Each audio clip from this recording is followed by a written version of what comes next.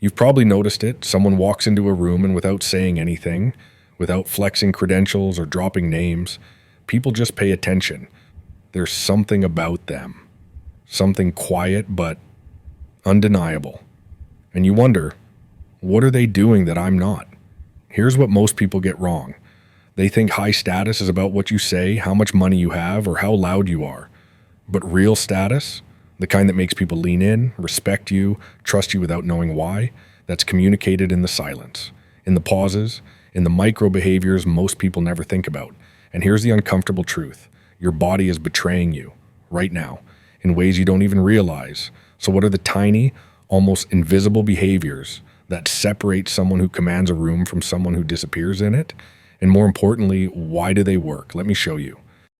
Behavior number 1, they hold eye contact a half second longer than comfortable. Most people break eye contact the moment it starts to feel intense. It's instinctive. You look away because holding it feels vulnerable, like you're exposing something. But high status people, they sit in that discomfort. They hold your gaze just a half second longer than expected. Not in a creepy, unblinking way, but in a way that says, I'm not afraid of being seen, and I'm not afraid of seeing you. Psychologically, this triggers something primal. Eye contact is one of the most intimate forms of communication we have. When someone can hold it without flinching, your brain interprets that as confidence, as certainty, as someone who doesn't need to hide.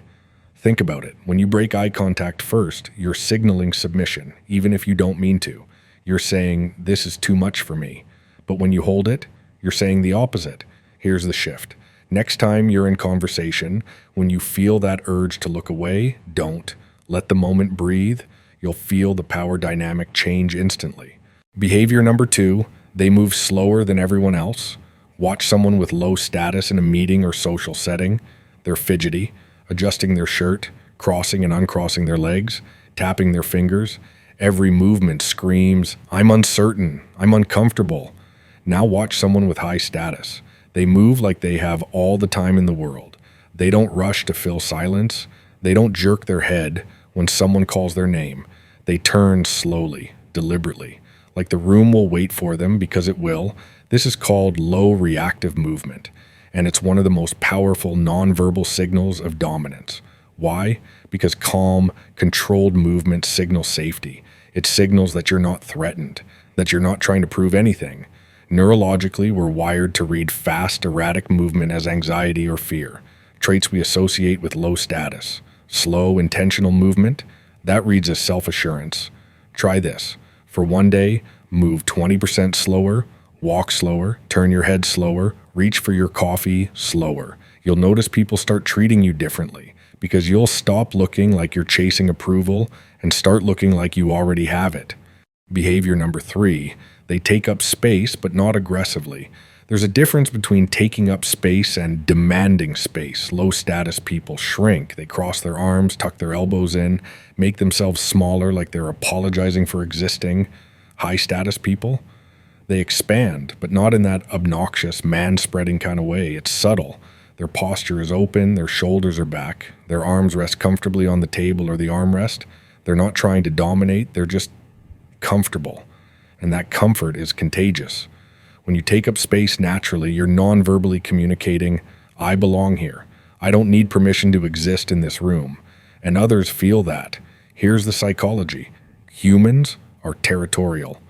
We assess status by how much physical space someone claims and how effortlessly they do it. When you collapse inward, you signal insecurity. When you expand outward with ease, you signal authority. Next time you sit down, notice your body. Are you contracting? Open up. Let your body breathe. You'll feel the shift, not just in how others see you, but in how you see yourself. Behavior number 4, they pause before they speak. This one's counterintuitive. You'd think high-status people jump in fast, dominate the conversation, talk over others. But that's not status. That's insecurity dressed up as confidence. Real high-status people pause. Someone asks them a question, and instead of word vomiting an answer, they stop. They think. They let a beat of silence sit there. Then they respond. Why does this work? Because pausing signals that your words have weight, that you're not scrambling for approval or afraid of dead air. You're choosing your response, And that choice implies value. Low status people fear silence. They fill it with like filler words, nervous laughter. They're so afraid of judgment that they rush to perform. But high status people let silence do the work for them. And here's the kicker. Pausing makes people listen more. When you rush, people tune out. When you pause, their attention sharpens because now they're curious. Now they're waiting. Try it. Next time someone asks you something, take 2 seconds before you answer. Just 2. You'll feel the room lean in. Behavior number 5, they say less and it carries more. Ever notice how the most respected person in the room is usually the quietest? That's not a coincidence. High status people don't over-explain. They don't justify. They don't fill the air with words just to be heard. They speak in short, direct sentences, and then they stop.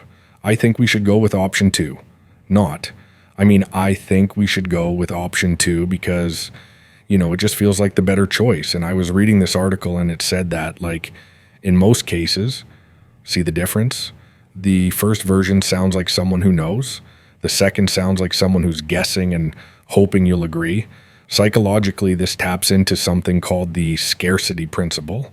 When your words are scarce, they become valuable. When you talk nonstop, your words lose weight. Here's the brutal truth. Most people talk to fill their own anxiety. High status people talk to add value. And when there's nothing valuable to add, they stay quiet, start editing yourself in real time. Ask, does this need to be said? If not, don't say it. Behavior number 6, they're the last to react. Someone tells a joke. Everyone laughs immediately, except one person. They smile. Half a second later, someone drops shocking news. Everyone gasps, except one person. They nod, slowly, like they already suspected it. This is called delayed reactivity, and it's one of the subtlest status signals there is. Why does it work? Because immediate reactions signal that you're emotionally influenced by your environment. You're reactive, you're downstream, but when you delay your reaction, even by a second, you signal that you're processing, that you're in control of your emotions, not the other way around. Think about it. Who has higher status? The person who jumps at every surprise, or the person who stays composed while chaos unfolds around them? This doesn't mean you become a robot. It means you stop performing your emotions for others. You stop reacting to get validation. You react on your own terms. Next time something surprising happens, pause. Let your reaction come from you, not from the pressure to fit in. Behavior number 7, they exit conversations first. This one stings, but it's true. Low status people linger. They wait for permission to leave. They awkwardly stand there, hoping the other person ends the conversation so they don't seem rude. High status people end the conversation when they're done. It was good talking to you. I've got to run. No apology, no over-explanation, just a clean exit. Why does this signal status? Because it shows you value your time. You're not trying to extract approval or stretch the interaction to feel liked. You're comfortable with the conversation ending, even if it's on your terms. This works because value flows upward. If you're always the one holding on, you're unconsciously communicating, I need this more than you do. But if you exit first, you flip the script. You become the one whose attention is valuable. Try it this week. And one conversation before it naturally fizzles. Notice how it shifts the dynamic next time you talk. Here's the thing. None of these behaviors are about manipulation. They're not tricks to fake confidence or perform status. They're about alignment. When your external behavior matches your internal belief that you're worthy, that you belong, that your time and presence have value, people feel it and they respond to it. Because high status isn't something you perform. It's something you emit when you stop apologizing for taking up space. So here's your challenge. Pick one of these micro-behaviours. Just one. Practice it for a week.